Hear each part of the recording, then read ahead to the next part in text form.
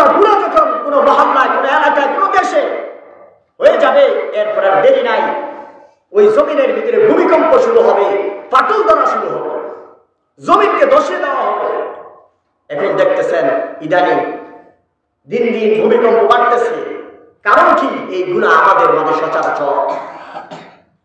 আসমান জমিন কিছুই থাকবে না, সব বন্ধ বন্ধ হয়ে যাবে। আল্লাহ বলতেছেন ইযা সামাউ ফাতারাত, এই গুনাহ যখন মানুষের মাঝে চলে আসবে, এই আসমান ফেটে যাবে। শুধু জমিন ফাটবে না, আসমান শুদ্ধ ফেটে যাবে, আসমান নিচে পড়ে যাবে, ধসে যাবে। ওয়াইদাল কাওয়াকিবু ইনতাসারাত, যত তারকারাজি দেখতেছ, সমস্ত তারকাগুলা সব খসে জমিনে পড়ে যাবে।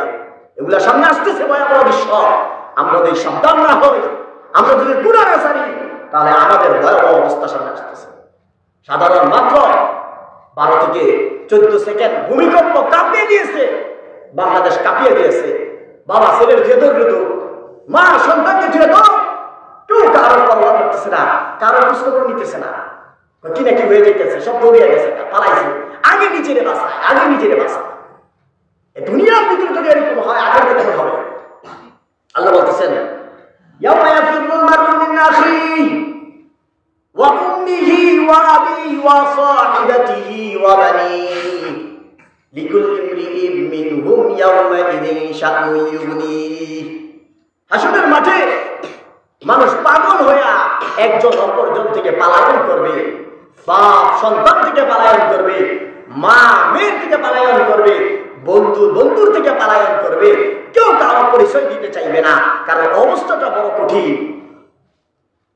কয়েক বছর আগে করোনা গেছে, যাকে করোনা আক্রমণ করেছে তাকে ঘর থেকে বের করে দিয়েছে, পরিচয় নাই, ঘরে ঢুকতে দেয় নাই। নিজের ঘর ঢুকতে দেয় নাই। নিজের সন্তান নিজেকে নিয়ে অন্য জায়গায় ফালিয়ে দিয়ে আসছে। আখিরাত ওই দৃশ্য নমুনা আল্লাহ তাআলা দুনিয়ায় দিয়ে দিয়েছেন। মাঝে মধ্যে আল্লাহ তাআলা ধাক্কা দেন। কি দেন? ধাক্কা দেন। মানুষকে বুঝান, ও মানুষ, তুমি মরতে করতেছো, তোমার পিছনে কেউ নাই। না না, তোমার পিছনে আমি আল্লাহ। মিন হাবলিল ওয়ারিদ, তোমার রগ শাহরগ যত নিকটে। শাহরগ কোনটা বুঝেন? যে পিছনে যে লম্বা একটা রগ আছে, মোটা রগ, এটাকে বলে শাহরগ। আল্লাহ বলেন মিন হাবলিল ওয়ারিদ, তোমার গেটির পিছনে যে শাহরগ আছে, ওই শাহরগ তোমার যত নিকটে, আমি আল্লাহ তাআলা তোমার চেয়ে আরো বেশি নিকটে। সুবহানাল্লাহ। তুমি মনে করছো তোমাকে বানিয়ে ছেড়ে দিছি? না না, আমি আল্লাহ তোমার পিছনেই আছি।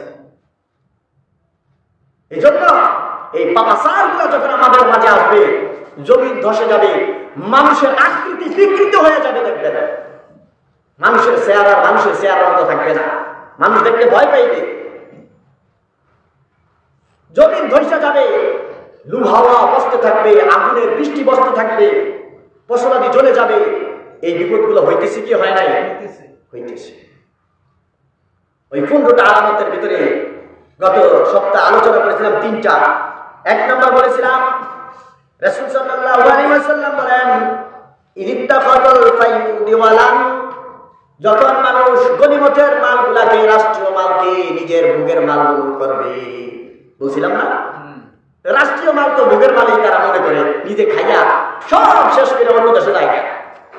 অথচ এটা রাষ্ট্রের মাল। 2 নাম্বার আমানুল মাগনামান, আমানতের বস্তুকে মানুষ গনিমতের বস্তু মনে করবে। যার কাছে আপনি আমানত রাখছেন, সে আমানতের খেয়ানত করে।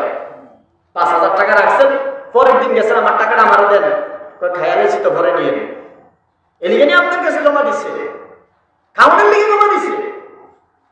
এখন এগুলো হইতেছে কি হয় নাই? আপনার জিনিস আপনি চাইতে গেছেন, কয় নাই। আশ্চর্য ব্যাপার, কিয়ামতের আলামত। এটা একটা গুনাহ, এটা কিয়ামতের আগে ঘটবে, আর এগুলো ঘটতেছে, হইতেছে। 3 নাম্বার রাসূল বলেছেন যাকাতু মাহবাতরামান, যাকাত দেওয়াকে মানুষ জরিমানা মনে করবে। এখন যাকাত দেওয়াকে মানুষ কি মনে করে? জরিমানা। এত কষ্ট করে টাকা কামাইছি, এগুলো কি দিয়ে দিতাম? লাখে 2500 টাকা মাদ্রাসায় দিয়ে দিতাম, এতিমরে দিয়ে দিতাম, অসহায় দিয়ে দিতাম। কত কষ্ট করে কামাইছি, রোদে ফুইরা, মেঘে ভিজা, কত কষ্ট করে কামাইছি। আবার ফসলাদি করলে ফসলের একটা যাকাত দিতে হয়। তো ফসলের জাকাত দিতে কষ্ট লাগে, এত কষ্ট করে খেত করছি, রোদে ভিজা, বৃষ্টি আসছে, রোদে পুইরা বৃষ্টিতে ভিজা, নিজে একলা একলা পরিশ্রম দিয়া ফসল ঘরে আনছি, অনেকগুলা জায়গা ফুচা পরিষ্কার করে নিয়ে দিয়ে দিতাম, এত অসম্ভব কষ্ট লাগে। এটাকে জরিমানা মনে করতেছে, কি মনে করতেছে? জরিমানা মনে করতেছে। এগুলো করে কি করে না? এই গুণ আমাদের মাঝে আছে কি আছে না? আছে। 4 নাম্বার রাসূল বলতেছেন ওয়াতুআল্লিমুনা গায়রিদ্দিন, মানুষ ইলম শিক্ষা গ্রহণ করবে দ্বীনের উদ্দেশ্য নয়, দ্বীনের ভিতরে ফিতনা করার জন্য। এটা একেবারে সচরাচর দেখেন ইউটিউব, ফেসবুক, বিভিন্ন মাধ্যমে মানুষ দ্বীন গ্রহণ করতেছে, মাসলা মাসাইল শিখতেছে। শিখে কি শিখে না? কেন শিখে? হুজুরের আটকা নেবে। কেন শিখে? হুজুরের আটকা নেবে বা ফিতনা ছড়ানোর নেবে। দোকানের কাছে যাই একটা ফিতনা ছড়াইব, আমি তো আমার হুজুরের কাছে এটা শুনছি মোবাইলে, ইউটিউব, তো আমাদের দেখি আমার হুজুর এইভাবে করে।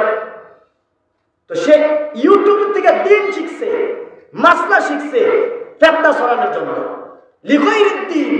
এখন এটা সচরাচর হয়ে গেছে আমাদের মাঝে। দ্বীন শিখতেছে ফিতনা ছড়ানোর জন্য, দ্বীন শিখতেছে ঝামেলা সৃষ্টি করার জন্য, সমাজের ভিতরে বিভ্রান্তি সৃষ্টি করার জন্য। তাহলে এটাও কিয়ামতের আগে একটা মুসিবত। এই লিগাইরিদ্দিন ইলম শিখার জন্য তাকে আল্লাহ তাআলার দরবারে শাস্তি পাইতে হবে, তাকে অন্তর্মুখী করে তাকে জাহান্নামে টেনে তাকে জাহান্নামে নেওয়া হবে। নাউজুবিল্লাহ। আল্লাহ বলবেন কেন শিখছিলে এটা? আল্লাহ তোমার সন্তুষ্টির জন্য, তোমার খুশির জন্য। আল্লাহ বলেন মিথ্যা বলছো। মানুষ তোমাকে মুফাসসির বলবে, মানুষ তোমাকে অনেক কিছু জানো বলবে, আলেম বলবে, এই জন্য তুমি শিখছো। তো এটা তো বলা হয়েছে, অনেকে কইতো তোমারে, কইতো আইতাছে, হুজুর আইতাছে একজন, আমার গ্রামের হুজুর আসতেছে, এটা তো বলা হয়েছে জমিনে। যেহেতু বলা হয়েছে আজকে তাকে জাহান্নামে অর্ধমুখী করে জাহান্নামে ফেলিয়ে দাও। নাউজুবিল্লাহ। এই জন্য দ্বীন শিখতে হবে। কার জন্য? আল্লাহর জন্য। দুনিয়ার কোনো পার্থিব উদ্দেশ্য নাই, দুনিয়ার টাকা পয়সা কামানোর উদ্দেশ্য নয়, দুনিয়ার যশকের উদ্দেশ্য নয়, দুনিয়ার ভিতরে ঝামেলা সৃষ্টি করার উদ্দেশ্য নয়। উদ্দেশ্য একমাত্র লিল্লাহি রাব্বিল আলামিন। উদ্দেশ্য কার জন্য? আল্লাহর জন্য শিখতে হবে। 5 নাম্বার রাসূল বলতেছেন ওয়ারাতা রাজুলু ইমরাতাহু, পুরুষ তার স্ত্রীর অনুসরণ করবে, স্ত্রী যেমনি বলে সেমনি চলবে। 6 নাম্বার রাসূল বলতেছে ওয়া আক্কা, স্ত্রী যেভাবে বলে সেভাবে চলে, মা যেভাবে বলে সেভাবে চলে না। ওয়া আক্কা উম্মুহু, মার অবাধ্যতা করবে, মার কথা শুনবে না, স্ত্রী যেটা বলে সেটা শুনবে। মগা হয়ে গেছে দুনিয়াতে। কি হয়ে গেছে? এটা একটা পাপাচার, একটা গুনাহ, এটা একটা গুনাহ। স্ত্রী যেমনি কয় সেমনি চলে, মা যেমনি কয় সেমনি চলে না। রাসূল 1400 বছর আগে বলে গেছে, আর এগুলো এখন একের পর এক আমাদের সামনে বিদ্যমান ঘটতেছে। এই জন্যই তো ভূমিকম্প হইতেছে, এই জন্যই তো জমি ধসে যাইতেছে, ফসলাদি পুরা যাইতেছে। বৃষ্টির সময় বৃষ্টি হয় না, অনাবৃষ্টি হয়। যখন বৃষ্টির দরকার বৃষ্টি হয় না, যখন বৃষ্টির দরকার নাই তখন ভরপুর বৃষ্টি হইতেছে। যখন পানির দরকার পানি নাই, আর যখন পানির দরকার নাই তখন অঢেল পানি আসতেছে। সব পরিবর্তন হয়ে যাইতেছে। নিজামকে আল্লাহ তাআলা পরিবর্তন ঘটিয়ে দিতেছেন। কারণ আমাদের গুনাহ, আমাদের হাতের কামাই, এগুলা বিমা কাসাবাত আইদিন নাস, এগুলা তোমরা হাতের মাধ্যমে কামাই করেছো। এজন্য রাসূল বলতেছে আতানা রাজুলু ইমরাতাহু, স্ত্রীর অনুসরণ করবে। স্ত্রী যদি বলে মাকে বের করে দাও, ঠিক আছে বের করে দিবি। স্ত্রী যদি বলে মার সাথে সম্পর্ক বিচ্ছিন্ন করে দাও, বিচ্ছিন্ন করতে রাজি আছে। স্ত্রী যদি বলে তোমার মা আমাকে গালি দিয়েছে, স্ত্রীর কথাটাকে সে বিশ্বাস করে নিয়েছে। হয় কি হয় না? হইতেছে কি হয় নাই? খবরদার, এগুলোর থেকে আমাদের পরিত্রাণ করতে হবে, এইগুলো থেকে আমাদেরকে ফিরে আসতে হবে। স্ত্রীরও এই জিনিস বুঝতে হবে, আজকে আমি হইলাম বোন, কিছুদিন পরে আমি হবো শাশুড়ি, তো আমার সাথে এরকম মুআমালা করা হবে। আমি যদি আজকে তার জন্য কোরবান হয়ে যাই, আমার শাশুড়ির জন্য যদি আমি কোরবান হয়ে যাই, তো আমার সন্তানের স্ত্রীও আমার জন্য কোরবান হবে। আমি যদি তাকে ভাত না দেই, তাহলে আমার সন্তানের বউ আমাকে ভাত দিবে না। আমি যদি কাহারো অবহেলা করি, অবজ্ঞা করি, আমার জন্য অবহেলা অবজ্ঞার দিন সামনে উপস্থিত আছে। এটা কোনো এমন নয় যে শুধু রাইত আছে দিন নাই, দিন আছে রাইত নাই। এটা এমন জিনিস, রাইত আছে আবার তার শেষও আছে, আবার পরের দিন সূর্য উঠবে। তুমি আজকে স্ত্রী, কিছুদিন পরে তুমি শাশুড়ি। এই জন্য তোমাকে ওই মাপ দিয়ে চলতে হবে। দুনিয়া হলো মানুষের পাওনা বুঝিয়ে দেওয়া, নিজের পাওনা সবার জায়গা না, মানুষের হক বুঝিয়ে দেওয়া যায়। আল্লাহ তাআলা আমাদেরকে সঠিকটা বোঝার তৌফিক দান করুন। প্রত্যেকের পাওনা প্রত্যেককে বুঝিয়ে দেওয়ার তৌফিক দান করুন। স্ত্রীকে স্ত্রীর পাওনা দিতে হবে, মাকে মার পাওনা দিতে হবে, বোনকে বোনের পাওনা দিতে হবে। আমার আত্মীয় স্বজন যে যে জায়গায় আছে, যে যতটুকু পাওনা থাকে ততটুকু পাওনা দিতে হবে। আবার এমন যেন না হয় মাকে পুরো ভালোবাসলাম, স্ত্রীর উপর ব্যভিচার করলাম, এটাও যেত না, এটা বানাবো না। মার কথা শুই না স্ত্রীকে মারধর করা, স্ত্রীকে ঘরের থেকে বের করে দেওয়া, বাপের বাড়িতে শক্তি প্রয়োগ খাটানো, হেস্ত ন্যস্ত করা, এটাও চুল। শরীয়ত এটাকেও বৈধতা দেয়। শরীয়ত এমন একটা সুন্দর ধর্ম, ইসলাম এমন একটা সুন্দর ধর্ম, এটার ভিতরে কোনো জুলুম নাই, পুরাটাই ইনসাফ আর সুন্দর। আল্লাহ তাআলা আমাদেরকে সঠিকটা বুঝে এরপর আমল করার তৌফিক দান করুন। আমিন। 7 নম্বর রাসূল বলতেছেন, ওয়া'আদনা সাদিকাহু, ছোট ছোট যুবকরা অনেক বন্ধু বান্ধব তৈরি করবে। এখন দেখেন ছোট ছোট বাচ্চা 12-13 বছর, 14-15 বছর, বন্ধুর অভাব নেই, ঠিক কিনা? আগে যেগুলো ছিল এগুলো আগে কিছু ছিল না। আদনা সাদিকাহু, ছোট ছোট বাচ্চারা গ্রুপিং করবে, গ্রুপিং, বড় ভাই গ্রুপ, ছোট ভাই গ্রুপ। ওয়ারাকসা আবাহু, আর পিতার অবাধ্যতা করবে, বন্ধুদের সাথে আড্ডা দিবে, রাতের 10টা নয়, 11টা নয়, 12টা পর্যন্ত বন্ধুর সাথে আড্ডা। বাবা ফোন দিতেছে, ঘরে আসো, বেশি কথা বলেন না। বন্ধুর সাথে সময় দিচ্ছে, বাবা বললে বাবাই খারাপ হয় কি হয় না? কত কঠিন। বাবাকে জবাই করে দেয়, জবাই জবাই। আমাদের একজন ওস্তাদ, ওনাদের বাড়িতে বাবারে জবাই করে দিছে সন্তান, এই কয়দিন আগে, 2 দিন হয়েছে মনে হয়, বাবাকে জবাই করে দিছে। এই জন্য খবরদার, সোহবতে সালেহ তুরা সালেহ গুনাদ, সোহবতে তালেহ তুরা তালেহ গুনাদ। সৎ সঙ্গে স্বর্গবাস, অসৎ সঙ্গে সর্বনাশ। যুবকদেরকে বাঁচান, হাতে ধরেন, পায়ে ধরেন। আপনি বাবা হয়ে সন্তানের হাতে ধরেন, পায়ে ধরেন, তাদেরকে আড্ডা থেকে বাঁচিয়ে রাখেন। বাবা, অসৎ মানুষের সাথে চলো না, অসৎ সন্তানদের সাথে চলো না। যারা সিগারেট খায়, নেশা দ্রব্য পান করে, হিরোইন খায়, বাবা খায়, এরকম যত নেশা দ্রব্য পান করে তাদের সাথে চলো না বাবা। যেই সমস্ত সন্তানরা 5 ওয়াক্ত নামাজ পড়ে, যারা কোরআন তেলাওয়াত করে, আযান দিলে মসজিদে দৌড়ে যায়, আলেম ওলামার কাছে কাছে ভিড়ে, এদের সাথে চলার জন্য তাদের হাতে ধরেন, পায়ে ধরেন, তাদেরকে বুঝান। তাদেরকে যদি না বুঝান, ভবিষ্যৎ প্রজন্ম খারাপ আসতেছে, বড় কঠিন আসতেছে। এক তো হলো কিয়ামতের আলামত, এগুলা আমাদের জন্য গজব, মস্ক আসতেছে, ভূমিকম্প আসতেছে, এগুলো তো আছেই। আরেকটা হলো আপনার জন্য বিপদ, আপনার জন্য মুসিবত। আদনা সাদিকাহু, ছোট ছোট বাচ্চারা অনেক বন্ধু তৈরি করবে। ওয়াকসা আবাহু, বাবার বিরুদ্ধে চলে যাবে, বাবার বিরুদ্ধে। এখন গ্রামে বিচার সালিশ যেটাই বলেন হইতেছে, তো ছোট ছোট বাচ্চারা যাইয়া বিচার করে। মুরব্বীরা যদি কাছে যায়, আপনারা এটা কিছু বুঝতেন না, আপনারা চলে যান, এটা আমরাই সমাধান করতেছি। হ্যাঁ, কত বুঝা, কত কি বুঝি। কিসের আলামত? কিয়ামতের আলামত। এগুলো গুনাহ, পাপাচার, মুসিবত আমাদের উপর। এগুলো থেকে আমাদেরকে বাঁচতে হবে, সমাজ বাঁচাইতে হবে, আমাদের ছেলে সন্তানদেরকে এগুলো থেকে বাঁচাইতে হবে, দ্বীন শিক্ষা দিতে হবে, ধর্মীয় শিক্ষা তাদেরকে দিতে হবে। রাসূল সাল্লাল্লাহু আলাইহি ওয়াসাল্লাম 9 নম্বর রাসূল সাল্লাল্লাহু আলাইহি ওয়াসাল্লাম বলতেছেন, ওয়াজারাতিল আসওয়াতু ফিল মাসাজিদ। এটা তো বর্তমানে সচরাচর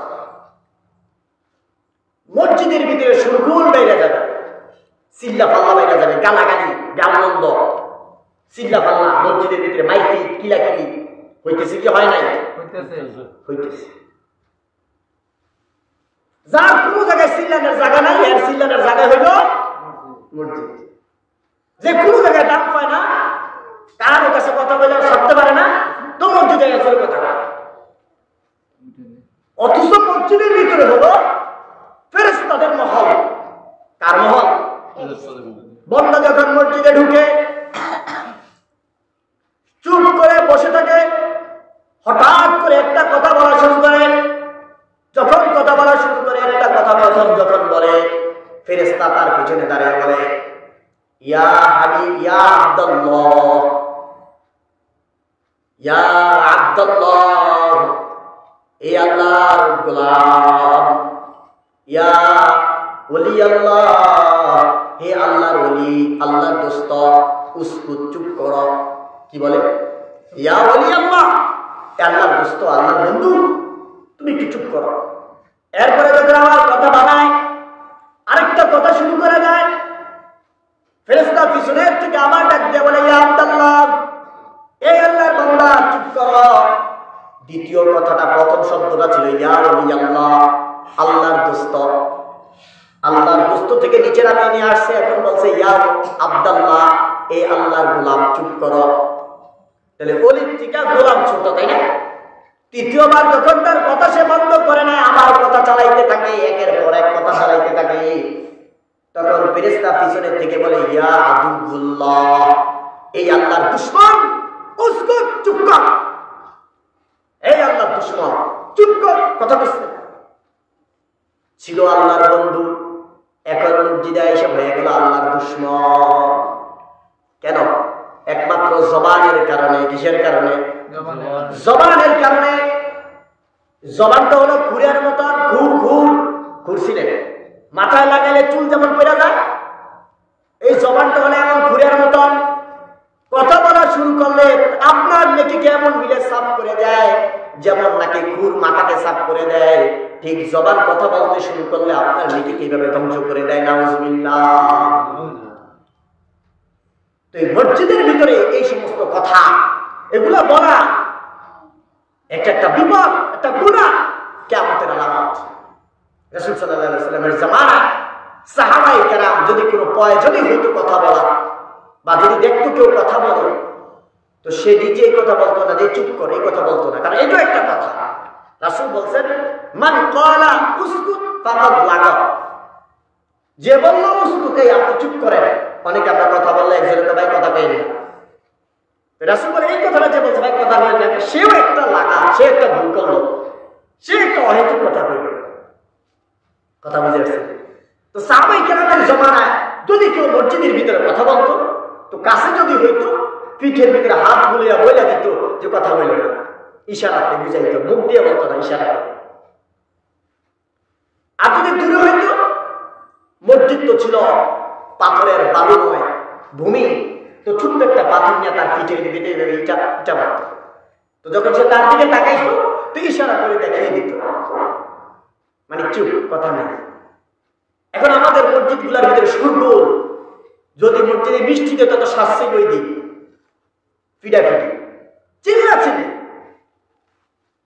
যাহারাতিল আসওয়াতু ফিল মাসাজিদ, মসজিদের ভিতরে সুরগোল বেড়ে যাবে, দাঙ্গা হাঙ্গামা বেড়ে যাবে, উচ্চ সুরে কথা বলা শুরু করবে, গালাগালি করবে, বকাবকি করবে, এগুলা আমাদেরকে পরিহার করতে হবে, না হয় সামনে বিপদ আছে।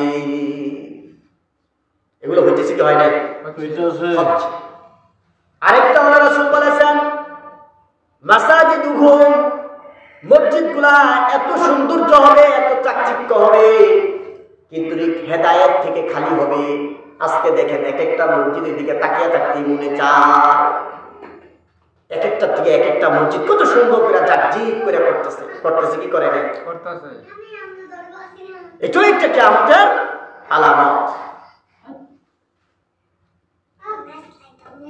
রাসূল সাল্লাল্লাহু আলাইহি ওয়াসাল্লাম বলতেছেন ওয়াসাদাল কবিলাতা ফাসিকুহুম, ও দুনিয়ার মানুষ, আমি বলে দিতেছি আমি তো তোমাদের মাঝে চিরকাল থাকবো না, আমার পরপারে চলে যেতে হবে, আমি আল্লাহর সান্নিধ্যে চলে যাব। কিন্তু তোমরা শুনো, আমার পরে যে জামানাটা আসবে, এর আগে কিয়ামত হওয়ার আগে কি কি ঘটবে শুনো। ও দুনিয়ার মানুষ, ওয়াসাদাল কবিলাতা ফাসিকুহুম, কবিলার গোত্রের মানুষগুলা, একটা গ্রামের প্রধান যে হবে, একটা বাড়ির প্রধান যে হবে, সে হবে ফাসিক, সে হবে গুনাহগার, ভালো মানুষের কোনো দাম থাকবে না। এখন দেখেন গ্রামের সর্দার মাকদর যারা, বেশিরভাগ তারা ফাসিক, ইল্লা মাশাআল্লাহ দুই একজন ছাড়া। দুই একজন তো আছে, না থাকলে কেন আসমান জমি ঠিক থাকে? আসমান জমি তো ঠিক হয়েছে দুই একজনের কারণে, কিন্তু বেশিরভাগই ফাসিক। গ্রামের সর্দার মাকদর যারা হয়, বেশিরভাগ কি হয়? ফাসিক। ফাসিককে প্রকাশ্য গুনাহ করে, নামাজ পড়ে না, গালাগালি করে, বকাবকি করে, এবং দাড়ি কাটে, দাড়ি ছাটে, সেও ফাসিক। সেও কি? ফাসিক। তাহলে রাসূলের 1400 বছরের আগের কথা আর এখন মিলতেছে কি মিলে নেই? মিলতেছে। এই সময় করণীয় কি?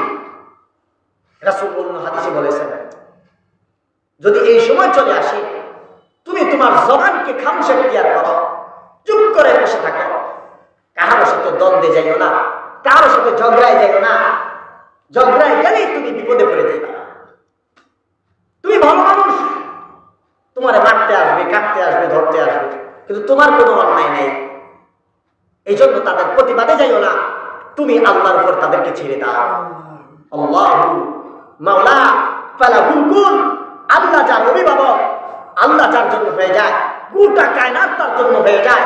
আল্লাহ বলেন মান আদা লি ওয়ালিয়ান ফাকাদ আযানতু বিল হারব, যে ব্যক্তি আমার কোনো ওলি, কোন এরকম বন্ধুর সাথে দুশমনি করবে, আমি আল্লাহ তাআলা তার প্রতিশোধ নেব, আমি তার সাথে যুদ্ধ করব। তোমার কিছু করার দরকার নাই, তুমি চুপ থাকো। বিচারের মালিক কে? আল্লাহ। আল্লাহ বলছেন। এরপরে রাসূল বলতেছেন ওয়া কানা যাঈমাল কওমি আরযালুহুম, নেতৃস্থানীয় লোকেরা যারা নেতৃত্ব দেখবে, এরা হবে সবচেয়ে নিকৃষ্ট মানুষগুলা। জিনাখোর, চোর, যাদের চরিত্র ভালো নাই, বেশিরভাগ মানুষগুলো এরকম হয়ে যাবে। নাউযুবিল্লাহ। হইতেছে কি হয় নাই?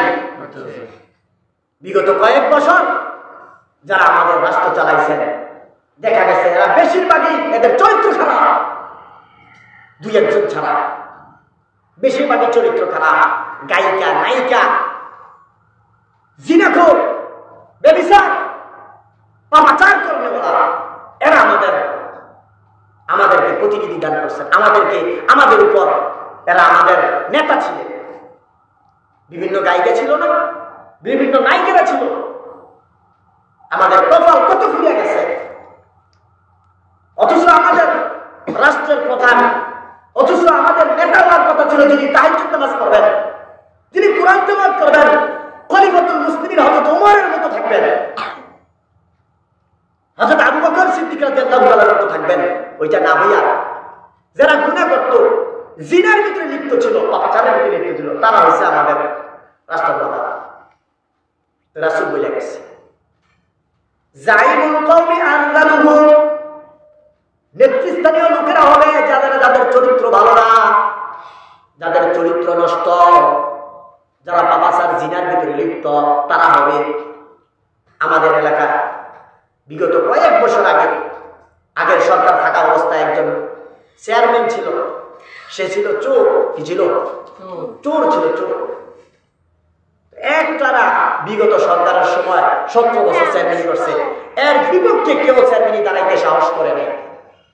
এক নামে সবাই চিনে, সেলিম ছোড়া, তার নাম ছিল সেলিম। তো সবাই বলতো কি, কিন্তু যখন চেয়ারম্যান হয়েছে ওনার চোর নাই, সেলিম শাহ। কি হয়ে গেছে? হয়ে গেল, গোটা বাংলাদেশকে কাঁপিয়ে দিছে। জুলুম সব সময় থাকে না, একদিন না একদিন জুলুমের বিচার হয়। তোমাকে জমিনের নিচে একদিন দাপন হইতেই হবে। তার লাশটাকে চিনার মতো কোনো কাইফিয়ত মানুষ রাখে নাই, লাশটাকে বিকৃত করে ফেলছে, মারতে মারতে। তাকে মারছে, তার সন্তানকে মারছে, বিকৃত করে ফেলছে, অর্থ সম্পদ যা আছে সব লুট করে দিয়ে গেছে। এমন কোন গায়ক বাদ নাই, এমন কোন নায়ক বাদ নাই, বিভিন্ন দেশের থেকে সে আনা নেয়। ক্ষমতা পাইয়া কিভাবে এই ক্ষমতা অপব্যয় করছে। নেতৃস্থানীয় লোক যারা হবে, এরা হবে এরকম অসৎ চরিত্রের অধিকারী। এদের জীবনের ভিতরে থাকবে জিনার নামে কলঙ্ক, নারী কেলেঙ্কারি থাকবে এদের জিন্দেগির ভিতরে।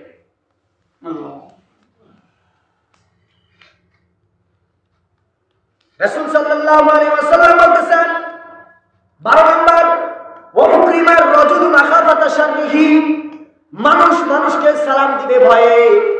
মানুষ মানুষকে উকরিমার রাজুল মাখাফাতা শাররিহি, মানুষ মানুষকে সালাম দিবে ভয়ে।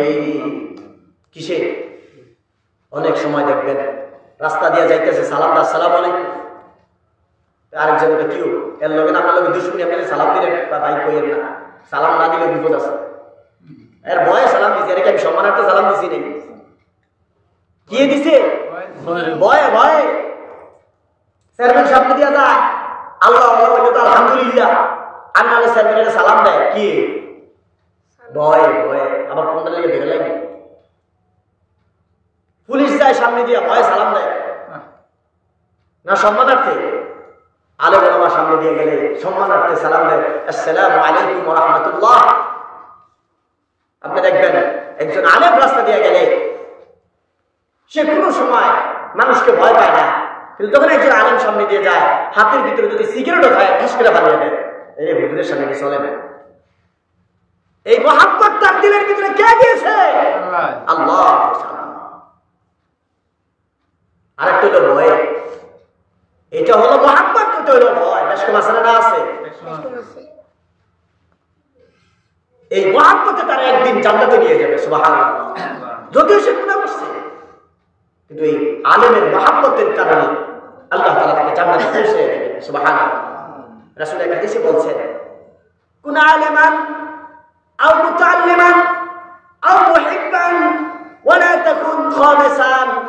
রাসূল বলেছেন, তুমি আলেম হও, নাইলে আলেমের ছাত্র হও, নাইলে আলেমকে সাহায্য সহযোগিতা করো, নাইলে আলেমের সাথে ভালো আচরণ করো, আর না হয় ওয়ালা তাকুন খামিসান, পঞ্চম প্রকার হইও না, তার দুশমন হইও না। তাহলে আলেমকে মহব্বত করা, এটাও জান্নাতে যাওয়ার একটা ওসিলা, একটা মাধ্যম।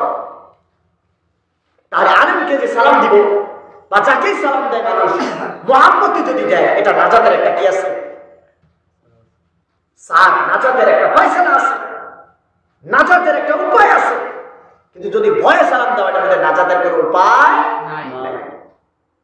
অন্য হাদিসে রাসূল বলতেছেন, বাদিউস সালাম বারিউম মিনাল কিবার, যে ব্যক্তি আগে সালাম দেয় সে অহংকার থেকে মুক্ত, তার শরীরের ভিতরে কোনো অহংকার নাই, সুবহানাল্লাহ। তাহলে অহংকার থেকে বাঁচতে হলে বেশি থেকে বেশি দিতে হবে, সালাম দিতে হবে।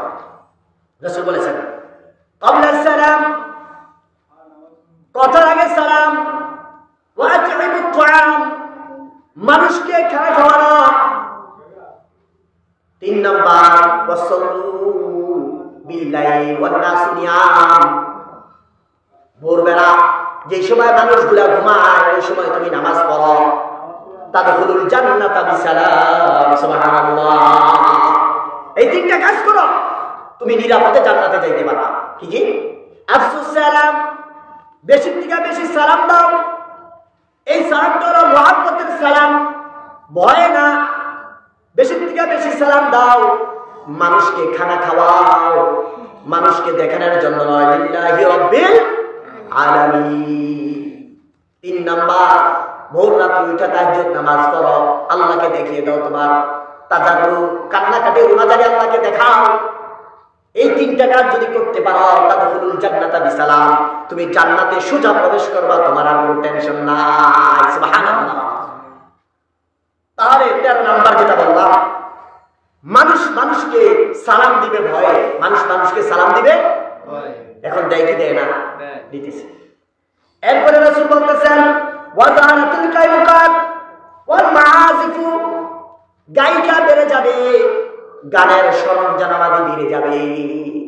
এখন দেখেন জহারাতুল কায়ুকাত, গায়ক গায়িকা কি আগের থেকে কম না বেশি? অনেক বেশি। প্রত্যেক ঘরে ঘরে টিকটকার, প্রত্যেক ঘরে ঘরে টিকটকার, গান বানা, নাচ বানা, সুডো মাইয়া লেকচার সেটা দিতেছে, সুডো ছেলে টাইটা সেটা দিতেছে। ছেলেরে 1000 টাকা দিয়া বক্তব্য পড়াইব বা প্রাইভেট পড়াইব, কোরআন শরীফ শিখাইব, এটা সামর্থ্য নাই। 1000 টাকা দূরের কথা 500 টাকা, 500 টাকা দূরের কথা 300 টাকা, এটা তার তৌফিকে নেই। কিন্তু মেয়ের গান শিখানোর জন্য 5000 টাকা দিয়ে একজন শিক্ষক রাখছে, নাচ শিখানোর জন্য একজন শিক্ষক রাখছে, তাও আবার সপ্তাহে 3 দিন গান শিখাইব, নাচ শিখাইব। হইতেছে কি হয় নাই? হচ্ছে। এজন্য রাসূল বলেছেন জহারাতুল কায়ুকাত, গানের সরঞ্জামাদি, গায়িকা নায়িকা বেড়ে যাবে। এখন ঘরের ঘরের ভিতরে, বাড়ির বাড়ির ভিতরে গায়িকা নায়িকার অভাব নাই, প্রত্যেকের মুখে মুখে গান। কোরআনের কোনো তেলাওয়াত নাই, কোরআনের কোনো আলোচনা নাই। কিয়ামতের আগামত এই যে একটা বিপদ আমাদের উপরে চলে আসছে। আরেকটা রাসূল বলতেছেন ওয়াল মাআজিফু, সরঞ্জামাদি বেড়ে যাবে, গানের সরঞ্জামাদি, ঢোল তবলা। আগে তো ঢোল ছিল, তবলা ছিল, এখন এগুলা শেষ হয়ে, হারমোনি ছিল, এগুলা সব শেষ। এগুলা শেষ হয়ে এখন চলে আসছে বিভিন্ন মিউজিক আছে, মিউজিক সিস্টেম আরো অত্যাধুনিক হয়েছে, আরো অত্যাধুনিক হইতেছে। এগুলা সব আমাদের জন্য লানত, আমাদের জন্য অভিশাপ। আল্লাহ আমাদেরকে এগুলা থেকে হেফাজত করুন।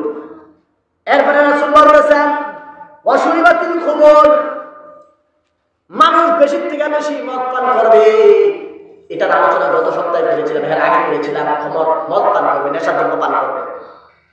এখন কি পরিমাণ মানুষ নেশা খাইতেছে বলছিলাম, মদ, হিরোইন, বাবা, ফেন্সিডেল, গাঁজা, সিগারেট, আরো যত নেশাদ্রব্য আছে সব খাইতেছে, কোনটা বাদ নাই। আবার কখনো পানি আকারে কোকাকোলা, কখনো টাইগার, কখনো স্প্রিট, কখনো কি জানি আরো কতগুলো আছে। পণ্যের অভাব নাই, নেশাদ্রব্য খাইতেছে খাইতেছে খাইতেছে খাইতেছে। কেমন বালা মুসিবত আমাদের উপর আসতেছে একের পর এক। 15 নম্বর রাসূল বলতেছেন লানা আখিরু হাদিহিল উম্মতি আউয়ালাহা, এই সম্প্রদায়, বর্তমান সম্প্রদায়, পিছনের যে মানুষগুলা গেছে তাদেরকে গালাগালি করবে। 1400 বছর আগের কথা এটি চলে না। এরা গেছে এক সময় এটা আসছিল, অনেক চলে না। এরা বোকা আসছিল, নাউজুবিল্লাহ। আগের মানুষগুলাকে তারা বোকা মনে করতো। কি মনে করতো? তাদেরকে তিরস্কার করতো, তারা এগুলো কিছু বুঝে নাই, বাবাই বুঝে নাই, এই জন্য জায়গা সাইডা দিয়েছে। কিন্তু আমি তো বুঝি, আমি জায়গা ছাড়তাম না। আটু ফেস দিয়ে ধরছে, এই বুঝি এদিকে বাপের গালাগালি করে। বাপে বইলা গেছে, বাপের গালাগালি করে, করে কি করে না? এক যে হতভাগা সন্তান আর হতেই পারে না, বাপের গালাগালি। এই জন্য শেষ জমানার মানুষগুলাকে আখিরি জমানার মানুষ গালাগালি করবে, তাদেরকে নিয়ে তিরস্কার করবে। রাসূল বলতেছেন এইগুলা থেকে তোমরা বেঁচে থাকো। ফারতাকিবু ইনদা যালিক, রাসূল বলেছেন এরপরে শোনো শোনো, এই 15টা কাজ যখন মানুষের মাঝে সচরাচর হয়ে যাবে, তোমরা অপেক্ষা করো। রিহুন আমরা ওয়া ফাসফান,